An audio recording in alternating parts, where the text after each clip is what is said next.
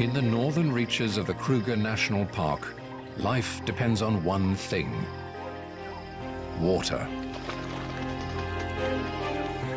In a land burdened by heat and drought, a single ribbon cuts its reliable course through the wilderness.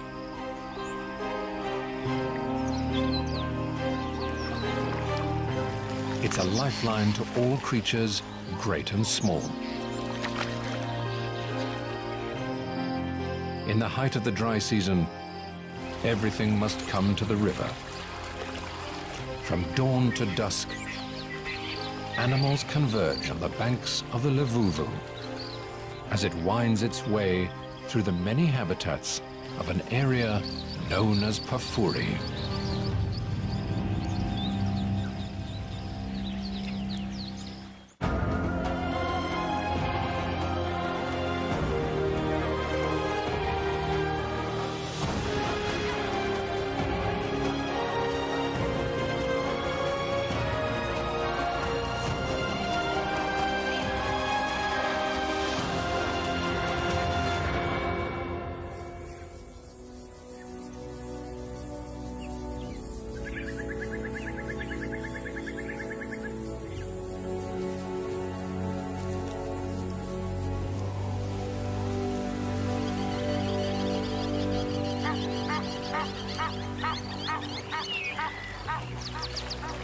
On a sandy riverbank in the far north of the world-famous Kruger National Park, a white-crowned lapwing strides through its territory. He and his mate control half a mile of riverbank. It's the height of the dry season, and the water level is at its lowest. The best time for nesting on the sandy banks.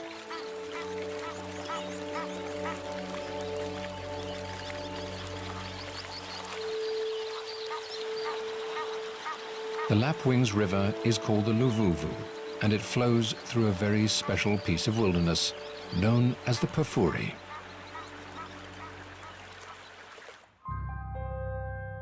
Situated in the northeast of South Africa, Kruger National Park covers some 7,500 square miles. The Pafuri lies in the most northerly reaches of this expanse.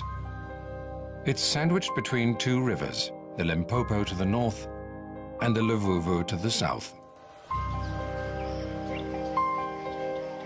When they break their banks, they nourish a great floodplain that covers much of Pafuri.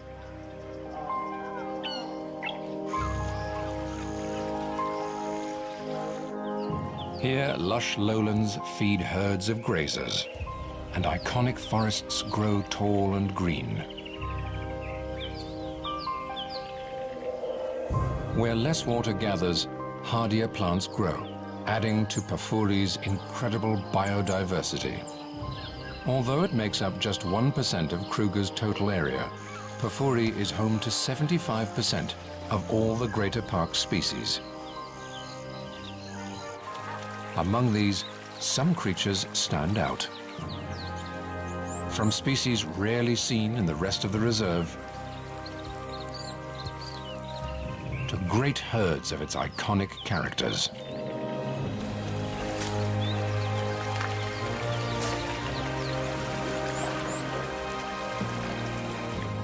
But above all the others, it's Pafuri's birds that set this place apart. More than 450 species make their homes here, the greatest diversity anywhere in Kruger.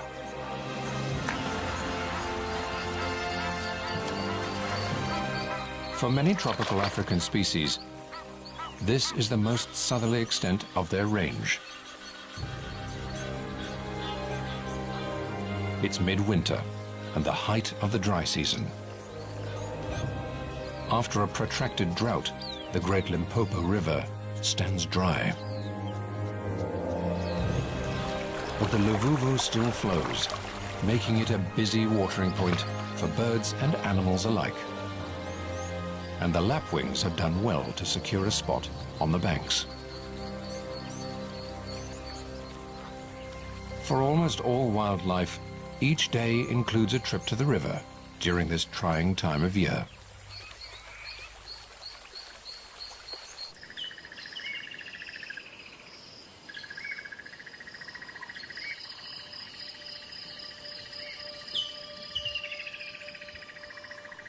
As morning dawns in Pafuri, a herd of waterbuck grazes on the marshy floodplain.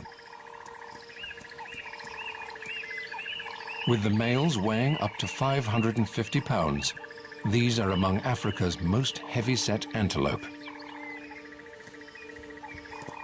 They fuel their bulk by feeding on the most protein-rich grasses and herbs they can find. And during the dry season, it's the floodplain that provides. All this protein builds up a thirst, and waterbuck are among the most water-dependent of all antelope. As the day heats up, they'll move down to the Luvuvu to drink. If not for the river, they couldn't survive here through the dry season.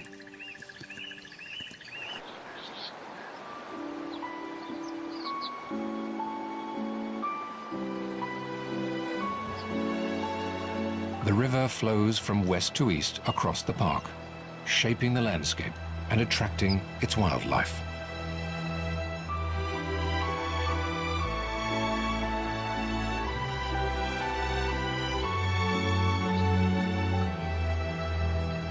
Here in the west of Pafuri, it's carved a deep canyon through the rock.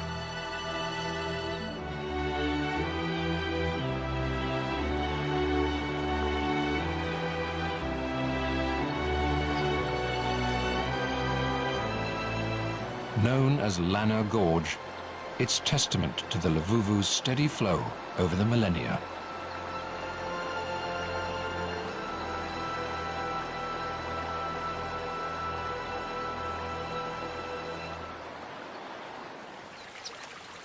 Further downstream to the east, the rocky sides give way to sandy riverbed.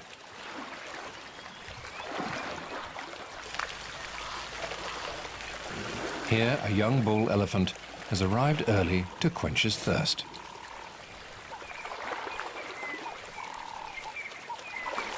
Pafuri, with its perennial water sources and green growth, is famous for its resident elephant herds. But this bull has left his herd, and for now he leads a more solitary existence.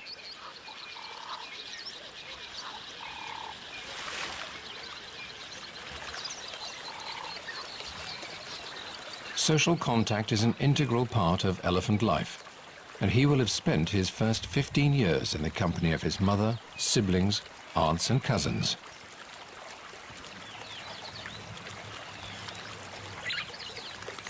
As he moves down the river, he smells the air for signs of other elephants.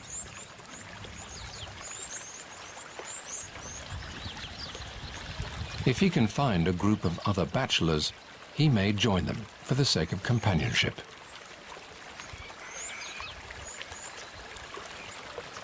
But for now, he's on his own.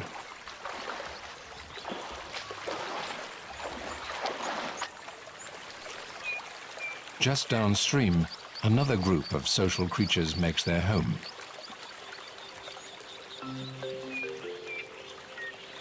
White-fronted bee-eaters live in small families consisting of a breeding pair and up to 5 related birds that'll help them raise their chicks. In a few months, when early summer brings the rains, they'll dig more nests like these into the riverbank to lay their eggs. The rain will trigger a flush of insect life, and there'll be plenty of food to feed their chicks. For now, the adults can support themselves on the insects around the river.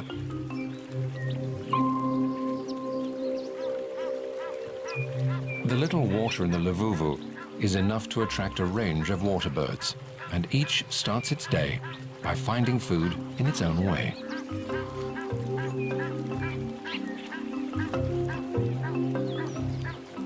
A pair of African jacanas treads delicately at the water's edge.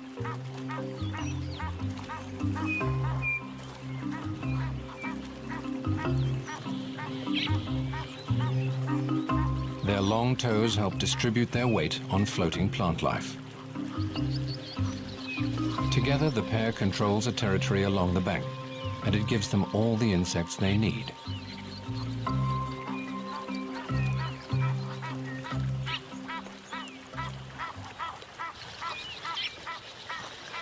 A pair of Egyptian geese forages on aquatic plants growing in a stream.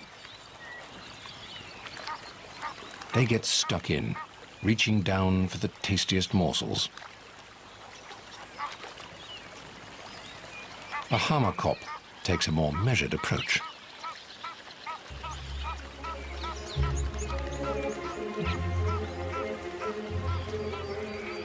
He's after creatures living among the river vegetation.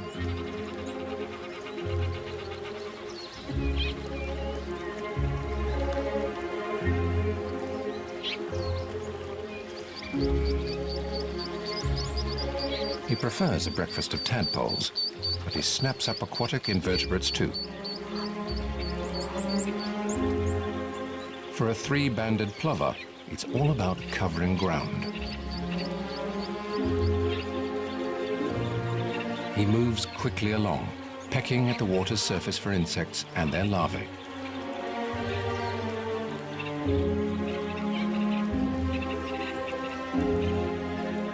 It'll take a lot of this tiny prey to fill his belly.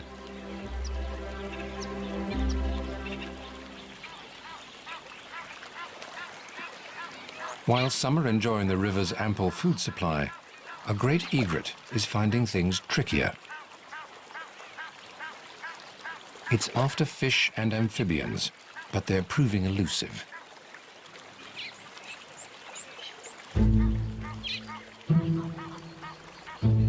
Perhaps another spot will be more productive.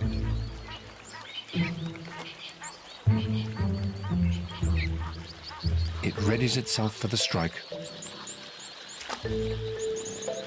but fails again.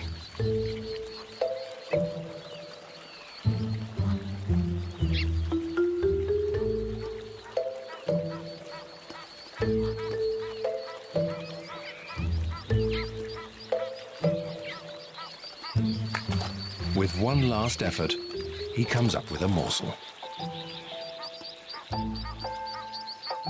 It's not much, but it's a start. While most of the birds feed on small life, there are others here looking for bigger prey. The banks are lined with the scaly bodies of Nile crocodiles sunning themselves. Since the Limpopo River to the north dried up, many of the resident crocs have moved into the Luvuvu.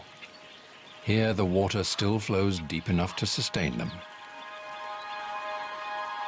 They're best known for ambushing prey from beneath the surface. But crocodiles will feed on fish too. They use their powerful tails to pursue their prey underwater.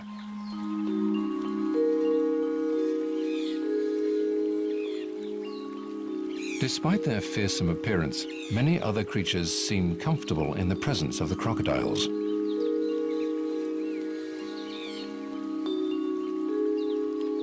A flutter of butterflies cuts a sharp contrast with the rugged reptiles.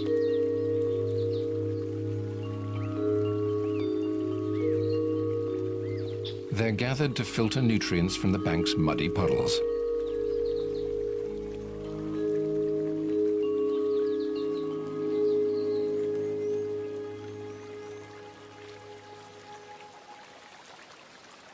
The winged gathering attracts a crowd of its own.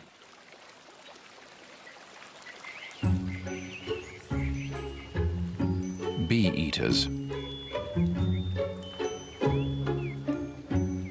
The picky birds scrape the wings from their prey before devouring them.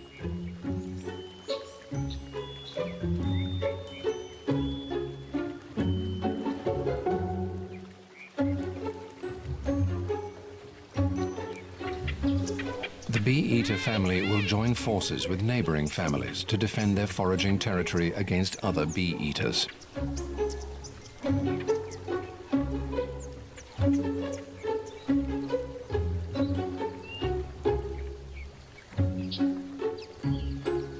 The river's water is a magnet to insects in the dry season, and the bee-eaters can't risk sharing their private food store.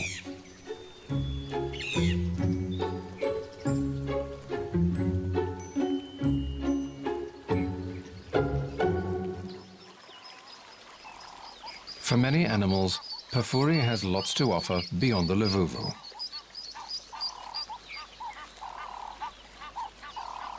The teenage bull leaves the river to make his way through the bush, looking for companions.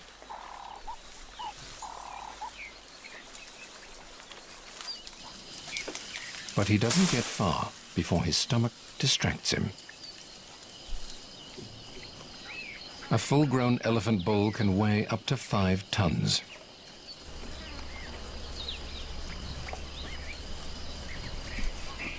His dinner plate-sized feet are specially evolved to support this massive weight, with thick cushions of fatty and fibrous tissue to absorb the pressure.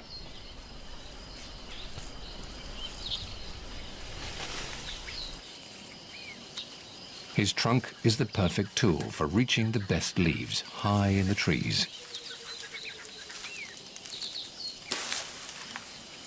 The riverside vegetation is his first snack on his day's quest for company.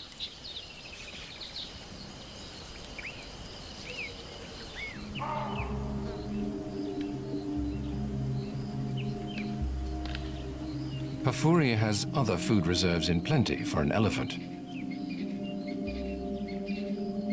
including one type of tree in particular that the park is famous for.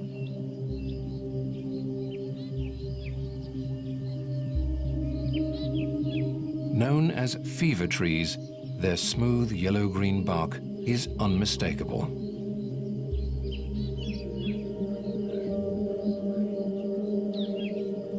Early settlers found that people traveling or living near these trees contracted terrible fevers.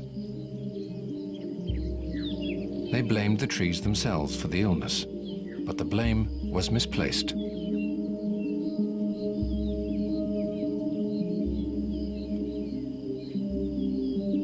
Fever trees favor moist areas and often grow near swamps, the favorite breeding grounds for the real culprits, malaria-carrying mosquitoes. The dense stands of picturesque tall fever trees are icons of the Pafuri. They thrive in the alluvial soils of the floodplain and are regularly inundated with water when the rivers break their banks. These serene, shady forests are a favorite feeding place for many at this time of year. A lone eland grazes quietly on the undergrowth.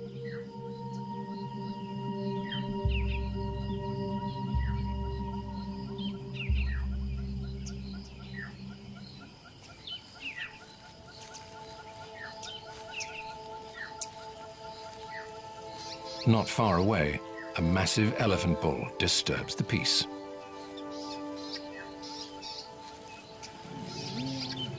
He strides through the forest in a foul mood.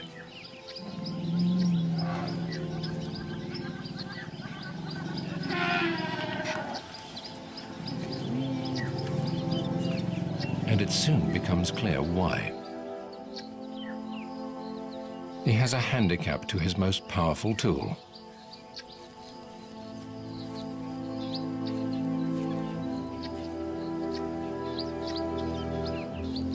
It's an old injury to his trunk, possibly caused by a crocodile's jaws, but more likely, a poacher's snare.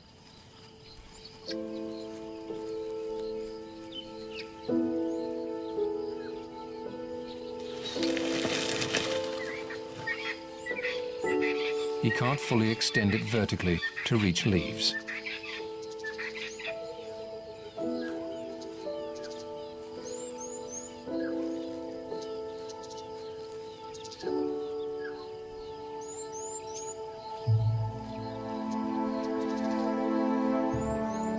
But like all elephants, he has the strength to bring them down to his level.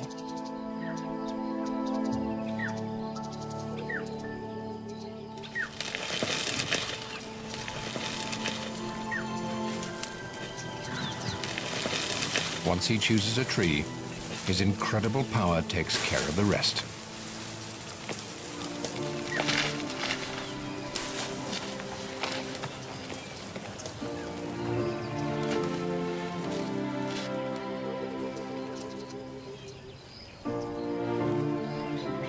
With the leaves at ground level, he's finally able to satisfy his agitating hunger.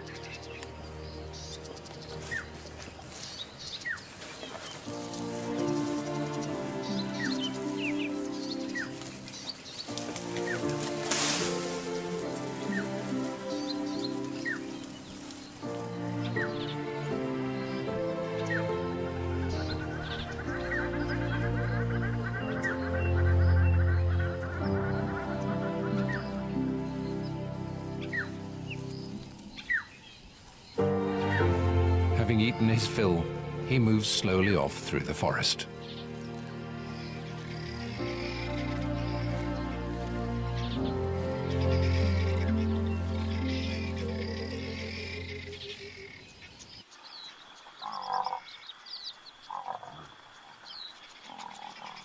Beyond the fever trees, a herd of African buffalo grazes out in the open.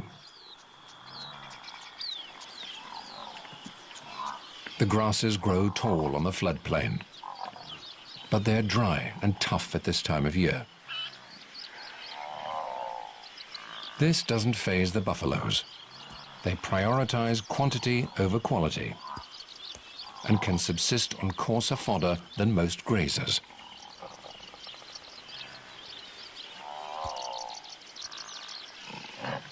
The herd is a moving restaurant for oxpeckers that pick away at pests and parasites.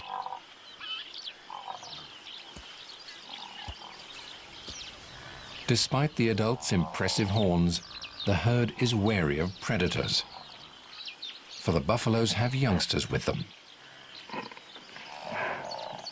Eventually, they've had enough time in the open and head for the cover of Mopani thicket.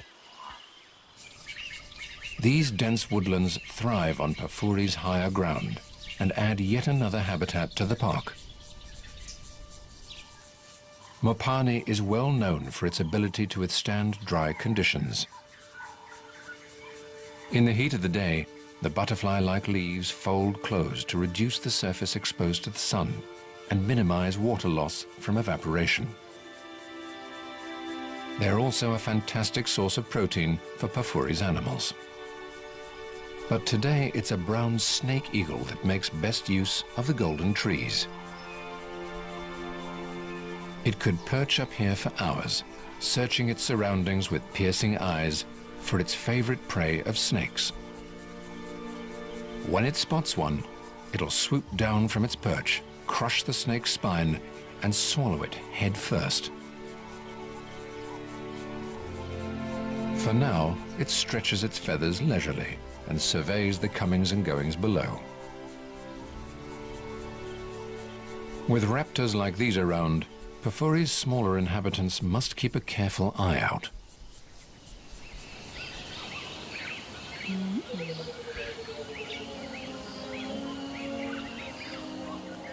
In the woodlands nearby, a deserted termite mound is home to a pack of dwarf mongooses.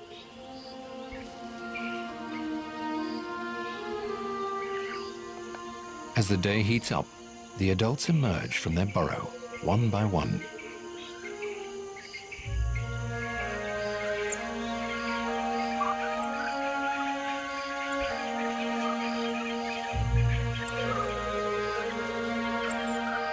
A communal latrine outside the entrance gives a clear scent sign that this home is taken.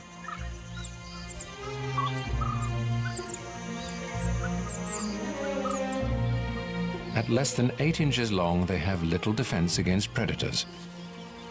But the family of 14 watches each other's backs.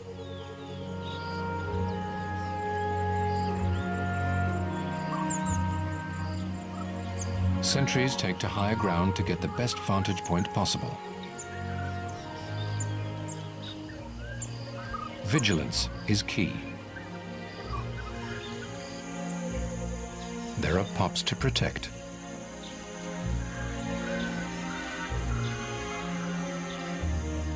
They're the offspring of the dominant male and female, and they're around 6 weeks old.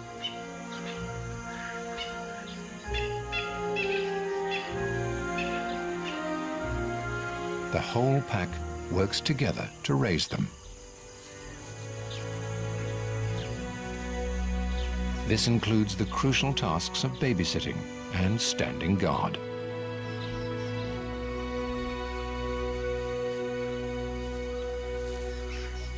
Subordinate females help suckle the young, some without ever having been pregnant themselves.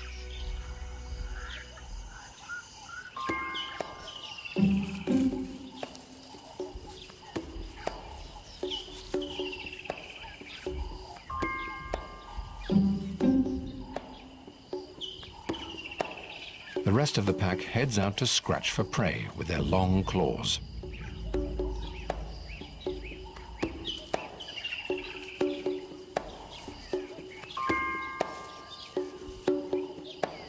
In the undergrowth of the dry woodland, there's plenty of food to be had.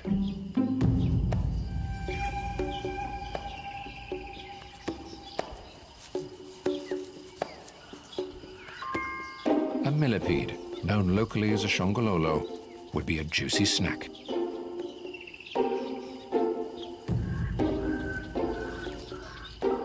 Despite its many legs, it's a slow mover. It must make good its escape before the mongooses sniff it out. The little hunters do most of their foraging on the ground, and the millipede makes a lucky choice in climbing up a tree to safety.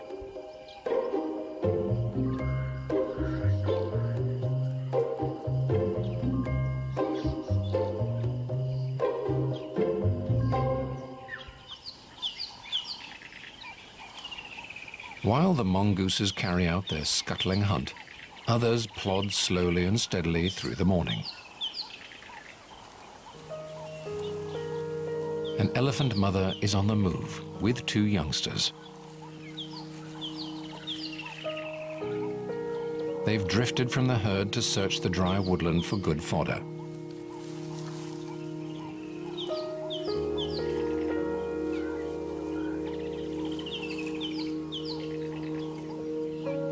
Only the younger calf is the cow's offspring. It stays close to her for safety at all times.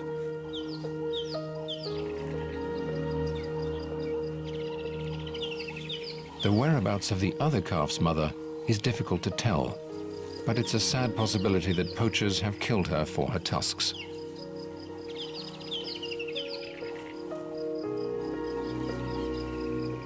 The 3 must rejoin their extended family soon. There are lions in Pafuri, and protection within the herd is crucial for young elephants.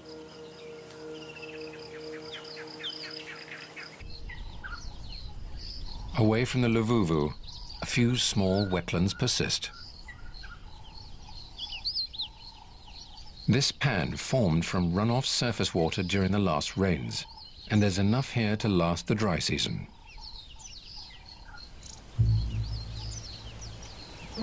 It's attracted 6 big bulls.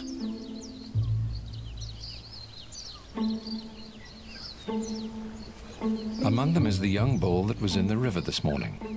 The gathering at the water offers him some company at last. The heavyweight with the injured trunk is here too. Neither can compete with the biggest of these bachelors. He wears a tracking collar, and researchers have been following him for the last 10 years.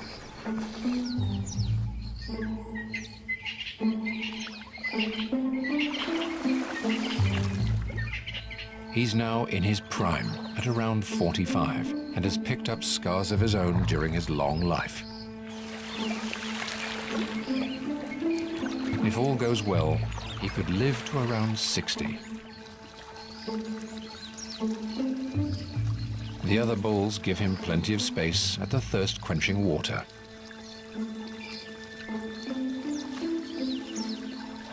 The bull with the wounded trunk has learned to live with his handicap.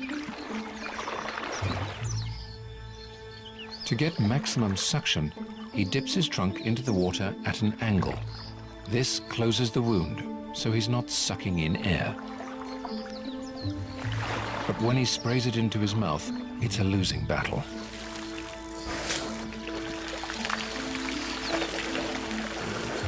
It's the elephant equivalent of drinking through a punctured straw.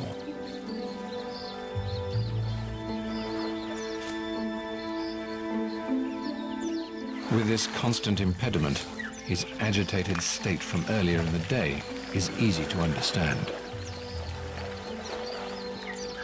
But nothing soothes an elephant like a trip to water.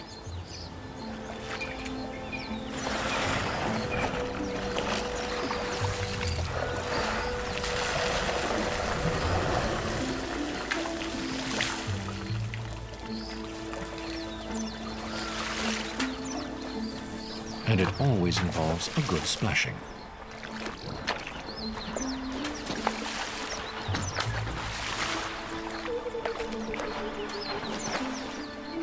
A tree serves as a favorite scratching post.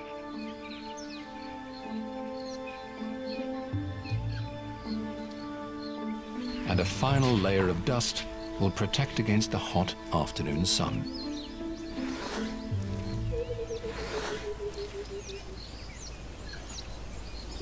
When the elephants are done, as ever, it's Pafuri's birds that make a splash.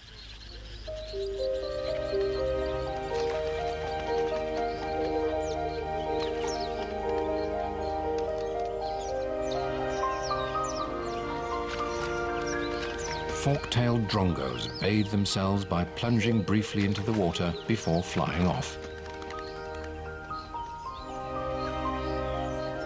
It's the epitome of going for a quick dip.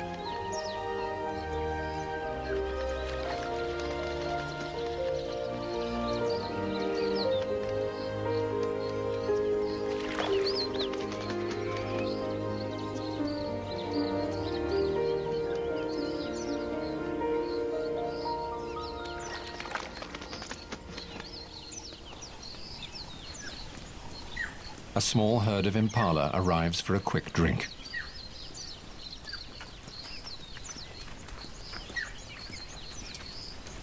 They're vulnerable with their heads down at the water and move swiftly on. As the midday heat sets in, many in Pafuri seek out water.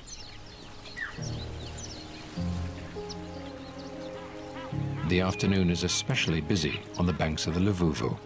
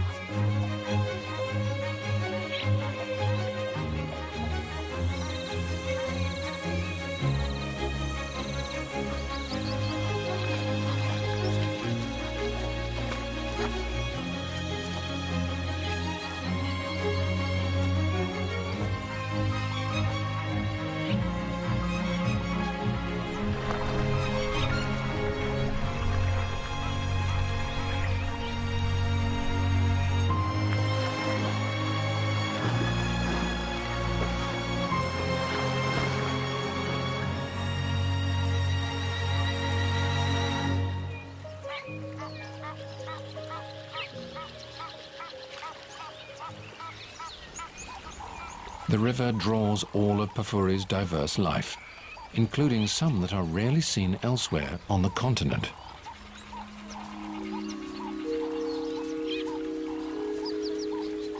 Nyala are particularly shy antelope, sticking to densely wooded areas, usually near water.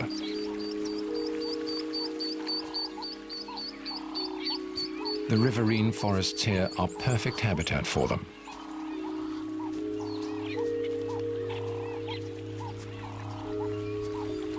As thirsty as they may be, they're cautious around the water. This is crocodile territory. Across the river, a female Nyala has arrived with her 2 offspring. They're just as cautious as the males, and for good reason.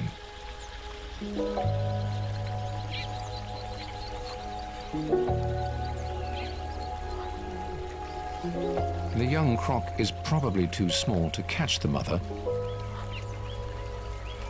but it might stand a chance against the fawn, and they're not taking any risks.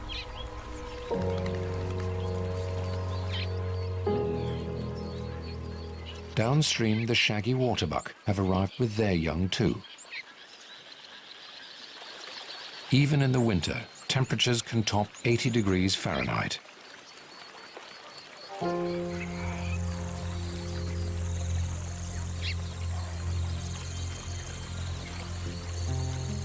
The soft, moist sand offers some cool relief.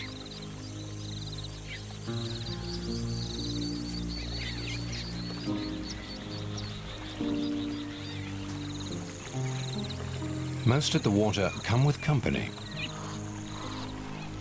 but an old buffalo bull has arrived alone. He's retired from the competition of herd life and no longer has to wait for hundreds of herd mates to quench their thirst before he moves off. He's not the only old male on the banks.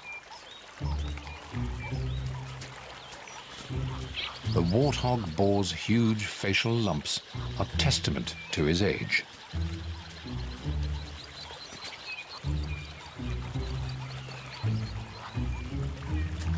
Having quenched his thirst, he turns his attention to food. Green grass is hard to come by this deep into the dry season, and the warthog seize the opportunity for a good meal. The riverside growth is a valuable source of food.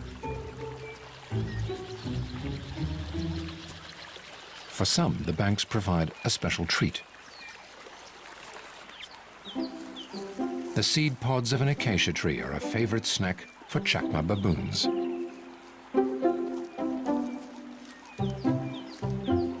With arms as long as their legs, baboons have evolved to walk on the ground more than any other monkey.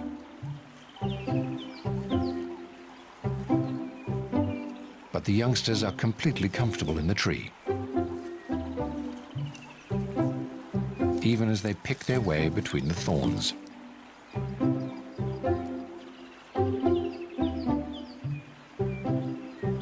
For all the animals, the river offers food, water, and some relief from the afternoon heat.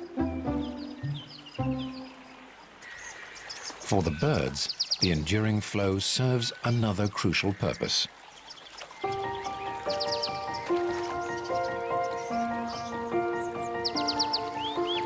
Most birds must bathe to keep their feathers in tip-top condition for flying.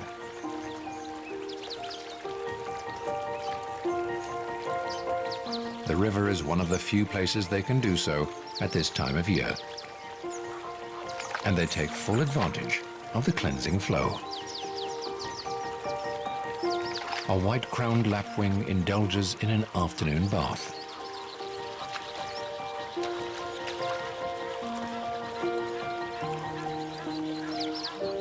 Bathing isn't the only important part of feather maintenance.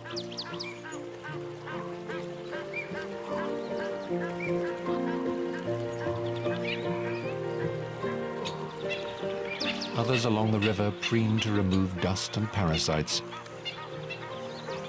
and carefully organize each feather into its proper place.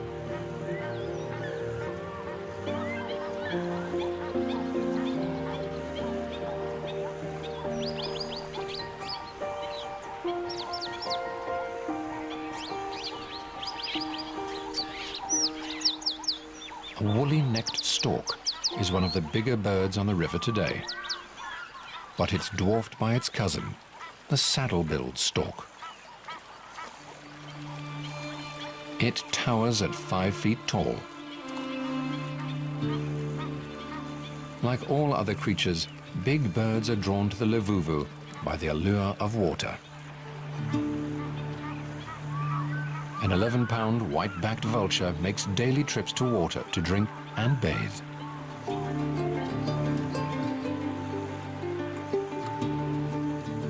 But among all of Pafuri's birds, one species rules the roost. As their name suggests, African fish eagles specialize in catching fish. Unlike the smaller birds, the low-flowing river offers them little in the way of food here. But the eagles are resourceful. They prey on a variety of smaller life, including water birds. They're also fearless thieves, stealing prey from others as big as the saddle-billed stork. All this makes them formidable river mates for the other species.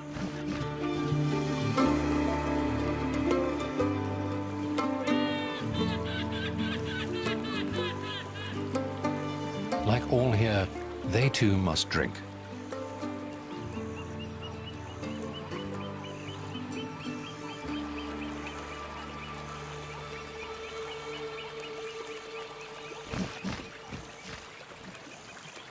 The trickle of the river here is enough to satisfy the birds' needs, but there is one resident of Pafuri whose demands are far greater.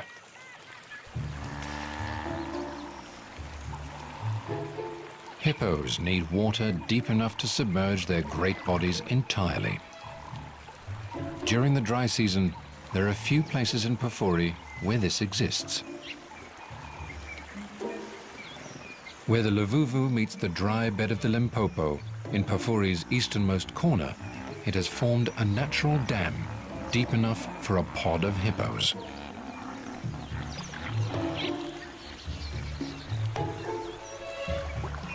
These huge animals have sensitive skins and spend most of their days submerged to escape the heat of the sun.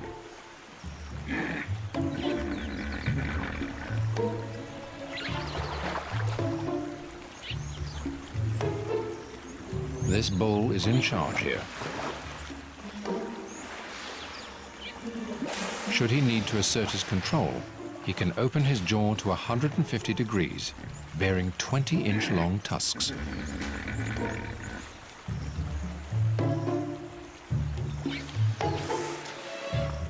For now, he relaxes in the cool of the water with his pod.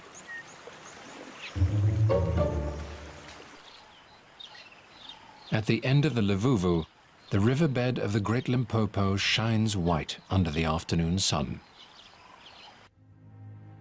Known as Crook's Corner, this point forms the border between three countries: South Africa to the southwest, Zimbabwe to the northeast, and Mozambique to the east.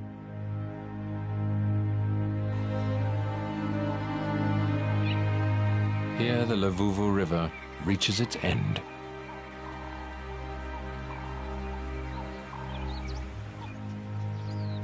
After flowing steadily eastward, it meets a boundary it cannot cross in the broad sandy bed of the Limpopo.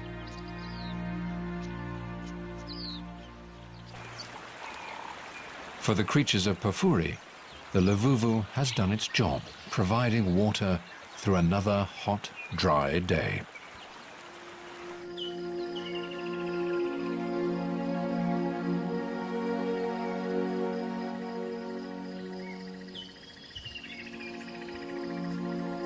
As evening sets in, the waterbuck are back, grazing on the floodplain.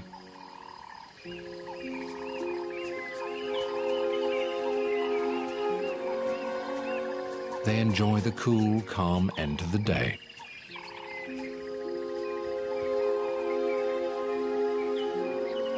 The young elephant mother and her calf have found their herd as they emerge to cross the plain for a drink in the river.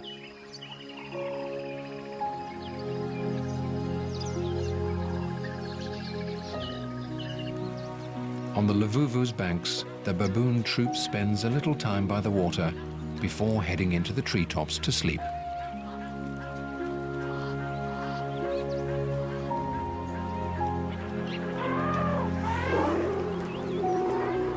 The river is a picture of peace until the elephants get here.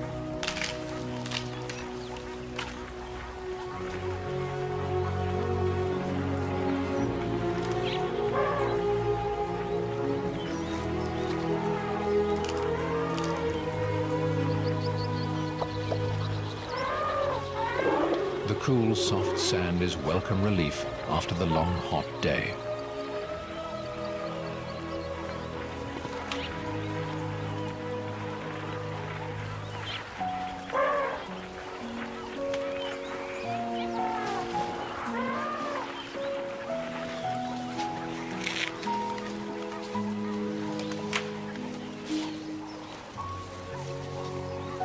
The Luvuvu's banks are the site of a reunion.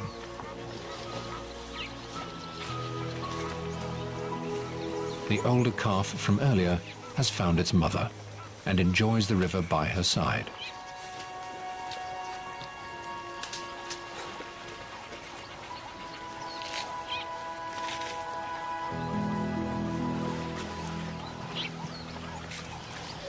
The herd takes its time to refuel with food and water.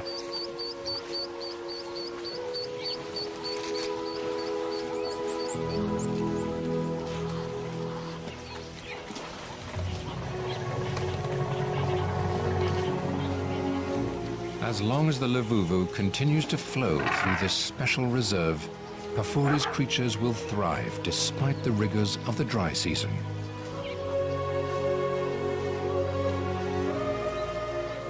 Sooner or later, heavy rains will come.